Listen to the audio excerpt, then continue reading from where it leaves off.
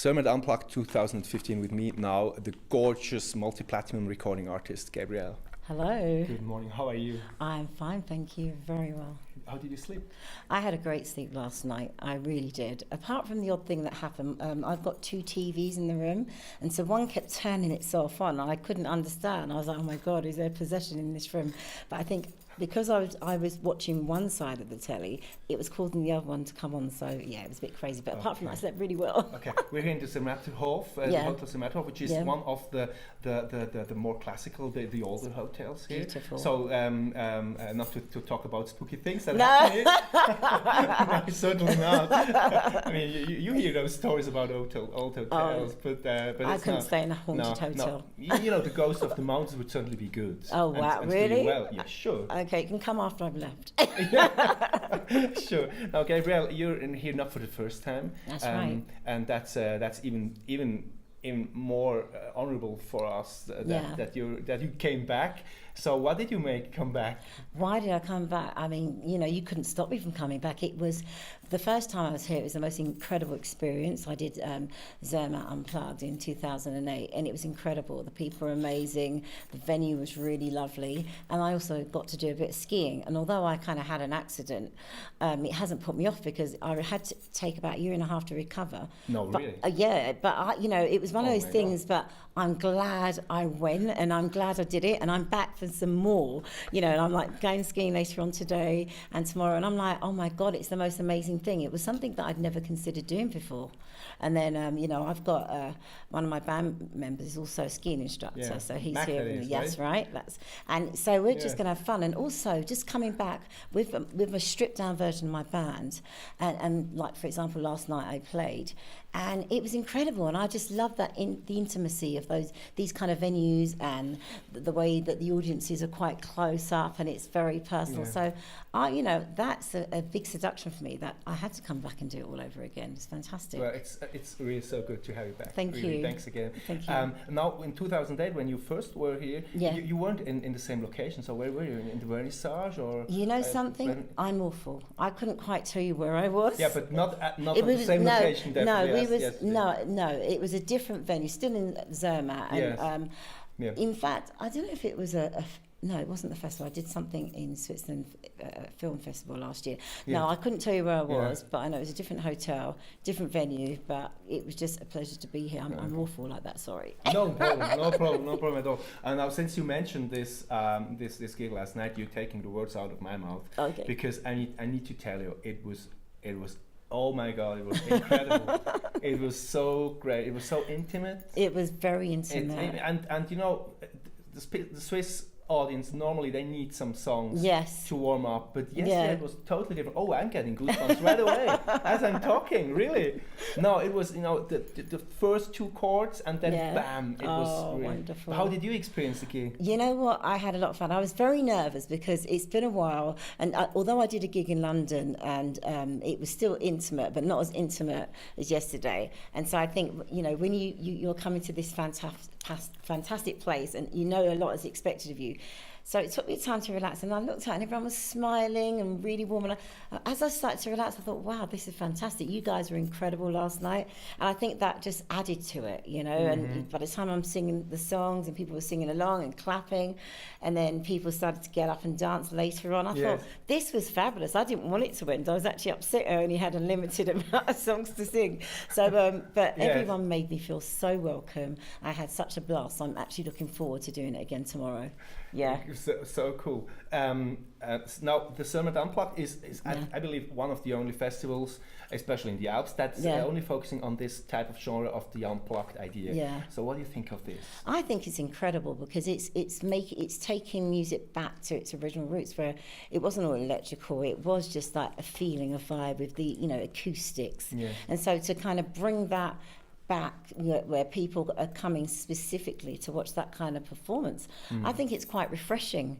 And I'm very much, I love to be a part of that. I remember there have been times when I've done radio tours with just a guitar, me and a guitarist. Wow, okay. And so to be able to have like backing singers, and even though, you know, and a guitarist, and, you know, like my drummer was playing the cajon. So it was like, it's amazing. I love it. So I actually see the love of what people love, this stripped down version of music. I think it's beautiful. It's kind of, I don't know, it's, yeah, it kind of in the whole intimacy of it all, with the way the music is presented, the, you know, everything's not big sounding, it's just, it draws you in. So I'm very pleased that I'm able to come here and do that. It was really very beautiful to hear that music, and it was sounding like it was meant to be that way. Definitely. You know, some of them, you know, it's one of those things where when I do strip songs back, I am concerned that, are we going to have the same effect?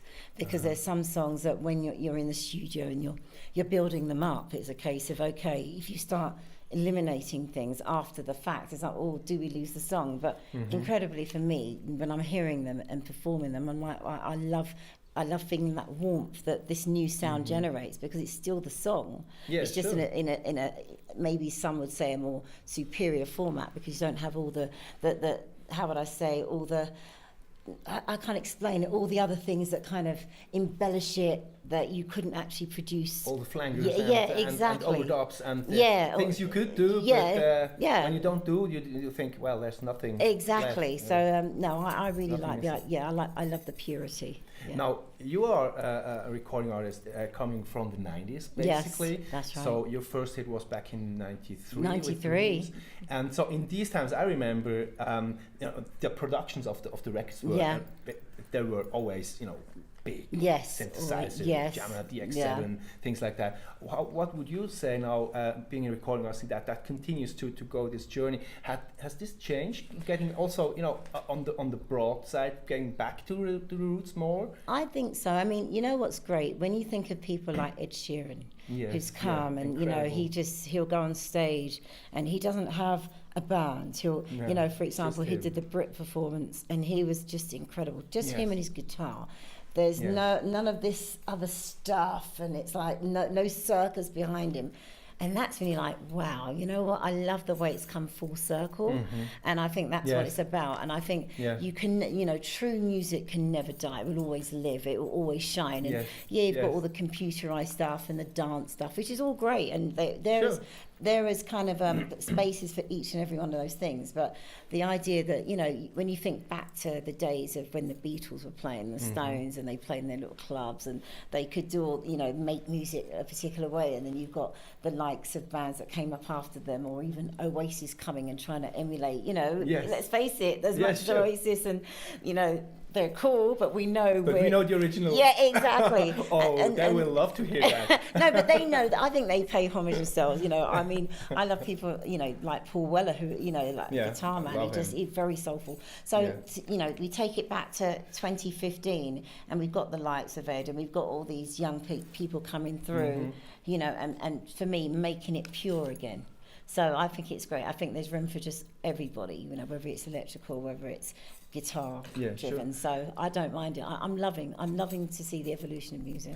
Do you, Gabrielle, do you like to play on festivals, or do you more do separate shows in general? You know something, whenever there's an opportunity to do it at a festival, and I'm the first one, I'm like, I love it, because the vibe is so much different. I mean, you know, this year I'm booked to do a couple in England, and it's like they're kind of family things, and I love the vibe of that. And then also sometimes the audiences are so diverse. These are people sometimes who wouldn't necessarily come to see you, but you happen to be on stage. But this can also be a challenge. It's a challenge, but I love it. And the thing is, I find that people have spoken to me and said, you know what, you know, they weren't necessarily into my music, but they were able to sing along to some of my songs. Like, they weren't into it, but which is great, because it's quite complimentary that, you know, if you didn't think you knew a Gabrielle song, by the time, if you didn't know who I was, knows Gabrielle but you know what I mean? Like, some people, you know, just didn't know, and it's like, oh, was that Gabrielle? And it's like, well, it's cool. I love that, and I love that even if you're not necessarily a fan, but you know, I'm at a festival and I come on and I'm singing a song that you didn't realise was me. I love it. So that means you're also mingling with the stars, with the other acts when you can. I can, but I mean, you know, it's like, it's one of those things that when you get to these festivals, I mean, I'll come out and see someone else's performing, and I love doing that. But at the same time, I find that when you get to things like that, sometimes they don't mingle. So, you know, it's like they're all like kind of all in their own church. So we're not supposed to mingle. I like to mingle, but I don't think anyone else does. So, but it's and cool. maybe everyone thinks like this. Yeah, maybe. Who knows? Who knows? But thinking about other alternatives instead of mingling, it's skiing. So now I'm curious, what happened 7 years ago when you had this accident? Right, basically, you broke something? Or? No, I tell you what, it was my knee. I basically I kind of fell. When I took a tumble, the way that I landed, you know, initially I thought I was okay, but it was the way that my skis went under me, and because you got the big ski and the way it twisted my knee, so it didn't open. Yeah.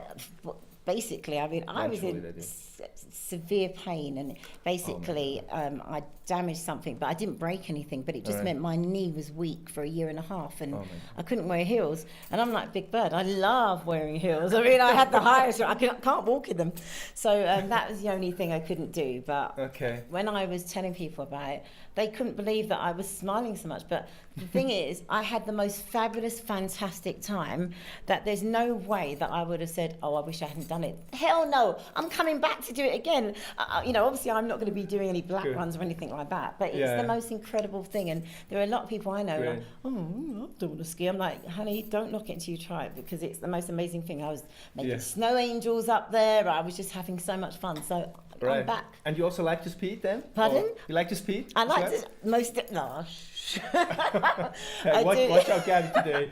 But I'm not going to be as fast. I mean, I've got my, like I said, I've got Mac, who's about, you know, plays guitar for me. Yeah. He's got an app that shows how fast he was going. So he was like, right, I was doing 49 miles an hour or whatever it was the other day. But he's been known to do 70. I'm like, that's just a bit scary. That, you know, when you think of cars doing 70 and you've got a human being on skis, that's quite frightening. But I don't think I'll be that fast. So wear a helmet. Yeah, the moment I start going a bit too fast, that's when I'll fall back and try and, you know. Now, since we're here in Zermatt, we need to talk about the Matterhorn, of course. I mean, have you ever seen something like this before? Ever seen? Something like this before, you know, this big mountain. You know something? Before I got here, not at all, just on the TV. Yes. So it is really gorgeous. Like yesterday when we went up to the venue, and just to see it, and then the backdrop, it's phenomenal. And I think to myself, God, it's the most exquisite place.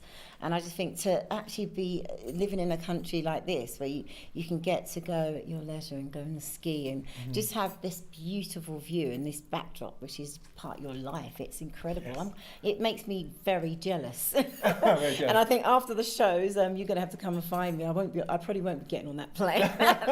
Probably arrest me, send me back. But it's gorgeous. That's perfect. You know what? 150 years ago, this year, we have the anniversary of the first climbing of the Matterhorn. Oh, wow. And it was a British gentleman who did that. Oh, really? Yes. So that's what we can learn from you. Oh, okay, fair enough. So what would you need to be paid to do that as well? You couldn't pay me, because I've got a fear of heights. I'm not joking. Okay. Oh, really? You know, as much as I can go up the mountains, but there is a video of me. Like, it's one thing, like we went up on the train up tunnel, but when I was skiing in 2008, and you know, you got the cable cars. Yes. I excuse my. No, I'm not even going to be. I'm going to be very ladylike. It was. We will beep it. It was a lot of blue language on the video, filmed by my manager, because you look out of the cable car and it's breathtaking. But at the same time, my fear of heights had me like, oh my God, what happens, so it was really like, but I'm still prepared to go and do that again. So you would not be. No, you couldn't pay me anything. And what will you tell to your son, who's now 20? 20. When he said, "Mom, I'd like to go up there." No, he's not allowed. I don't care. He's taller than me, bigger than me, but I'm still mum. You know, he's got to finish his university, and but no. What can I do? But I would not like it it's my baby. Yeah, sure. Always remains. Now, yesterday you said that it was his birthday. It was his birthday yesterday. It was yours as well. It was my birthday. Well, you didn't tell that. No, the thing is, everyone says it's.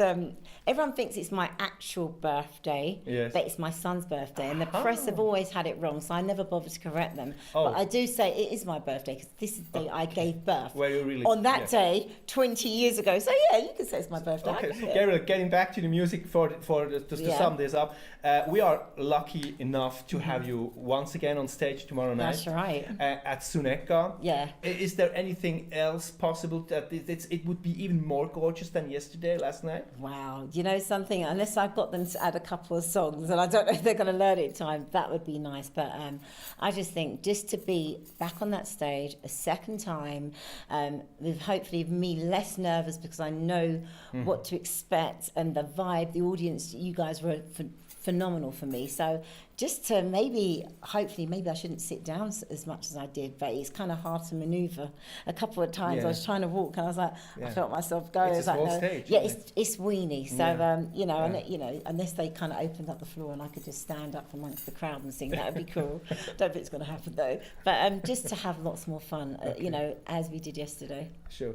We're looking very forward, Gabrielle. Thanks again very much for having us. Thank you. And we're so proud, and so enjoy your stay and enjoy the ski. Oh, most definitely. You know, it's a bit raining out there, but I don't care. Hopefully that shouldn't stop me. Do people ski in the rain? Of course. I know I'm going to. You can ski anytime. Oh, fantastic. So thank you again. Thank you, my darling. With Gabrielle. Cheers. Thank you. Thank you. All right. Oh my God. Crazy.